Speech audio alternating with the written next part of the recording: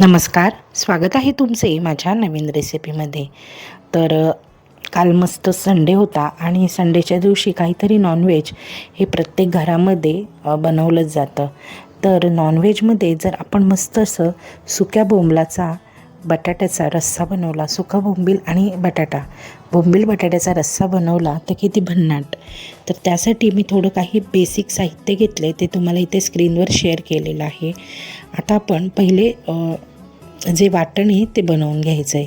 तर इथे मी पॅनमध्ये 1 चमचाभर तेल घालून त्यामध्ये पहिले आपण बोंबील भाजून म्हणजे तेलामध्ये तळून भिजत ठेवूया आणि त्यानंतर आपण वाटण बनवून घेऊया.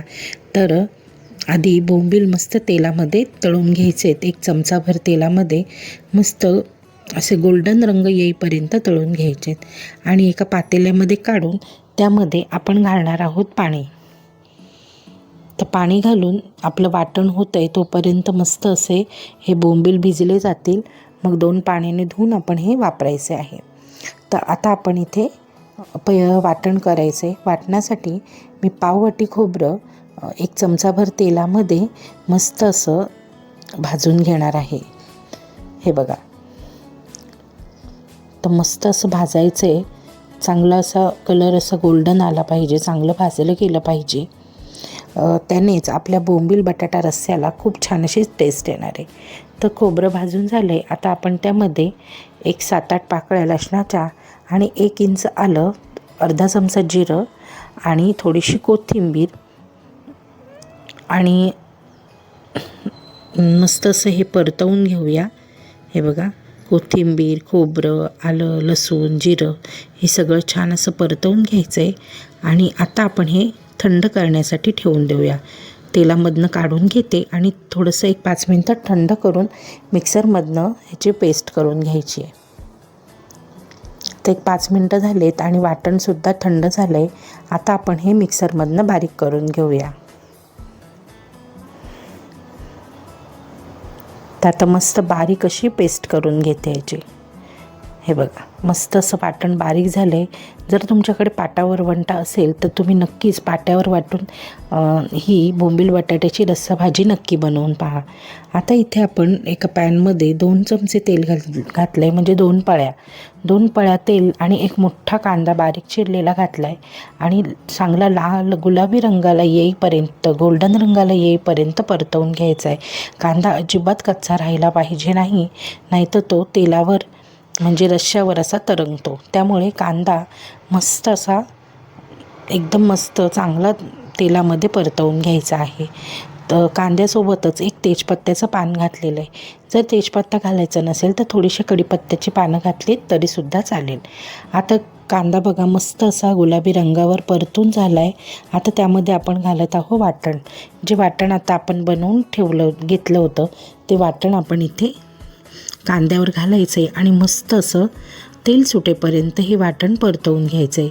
तसं आपण खोबरं चांगलं भाजून घेतलेलं आहे, पण तरीसुद्धा कांदा आणि हे सगळं एकत्रित करून मस्त तेल सुटेपर्यंत परतलं ना का आपली जी रस्सा भाजी आहे त्याला खूप छान अशी चव येते.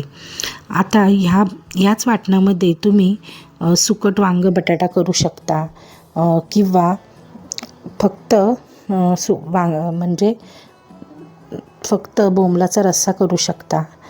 पण हे वाटण वापरून तुम्ही छान अशा 2 म्हणजे नॉनव्हेजच्या रेसिपी म्हणजे आपलं जे आहे सुकट, बोंबील किंवा कर्दी या सगळे पदार्थ तुम्ही यामध्ये बनवू शकता ह्याच वाटणामध्ये आणि अशाच पद्धतीने.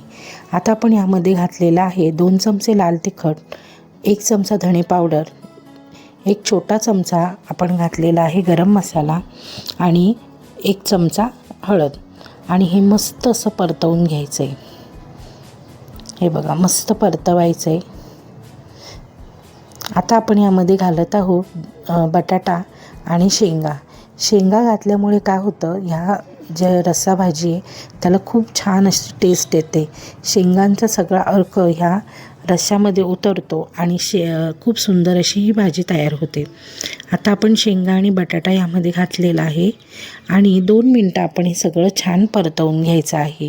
तर शेंगा, बटाटा, बोंबील सगळं आपण एकत्रित करून असं ह्यामध्ये घालून घ्यायचं आहे. बोंबील भिजलेले आहेत, आता ते 2 पाण्याने आपण धुवून घेतलेले आहेत आणि हे बोंबीलसुद्धा आपण यामध्ये घालून घ्यायचे आहेत. मस्त असं आहे बघा, मस्त परतवून घेऊ तेलावर परतून घेतलं का जी भाजी आहे त्याचा अर्क ह्या मसाल्यामध्ये उतरतो आणि त्याची चव अतिशय दुपटीने वाढते. त्यामुळे 1-2 मिनटं हा मसाला आणि हे भाजी जे आहे, हे बोंबील वगैरे हे सगळं छान असं परतवून घ्यायचं आहे. इथे बाजूला मी पाणी उकळत ठेवलं आहे. पाणी आपल्याला गरम घालायचं आहे, त्याने आपल्या भाजीला मस्त अशी तरी येणार आहे.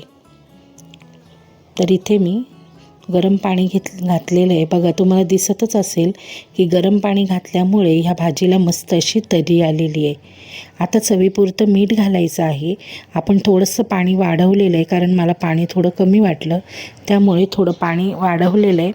मीठ टाकायचं आहे, थोडंसं मिक्स करायचं आहे आणि झाकण ठेवून आपल्याला मस्त हा बटाटा आणि शेवगा शिजेपर्यंत ही भाजी शिजवून घ्यायची.